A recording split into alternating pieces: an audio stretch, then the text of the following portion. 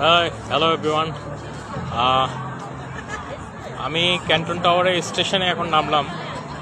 তো এখানে আমি ক্যান্টন টাওয়ার স্টেশন থেকে বের হয়ে ভাবছি ক্যান্টন টাওয়ারটা কোথায়। তো অনেক দূর আমি বের হলাম, অনেকগুলো বিল্ডিং দেখলাম রিফ্লেক্ট করছে।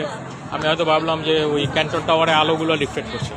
আসলে যে স্টেশন থেকে আমি বের হলাম সেই স্টেশনের ঠিক মাথার উপরেই এই স্টেশন থেকে আমি বের হলাম, এই স্টেশনের ঠিক মাথার উপরেই ক্যান্টন টাওয়ারটি। আর আমি এতক্ষণ খুঁজছিলাম যে ক্যান্টন টাওয়ার আসলে কোথায়। গুয়াংজু চায়নার এই ঐতিহ্যবাহী ক্যান্টন টাওয়ারটি কোথায়, এটা ঠিক স্টেশনের উপরেই। এখান থেকে এটার এন্ট্রি পাস রয়েছে টাওয়ারটা ভিজিট করার জন্য। এখান থেকে এন্ট্রি পাস নিয়ে আপনারা যেতে পারবেন। আর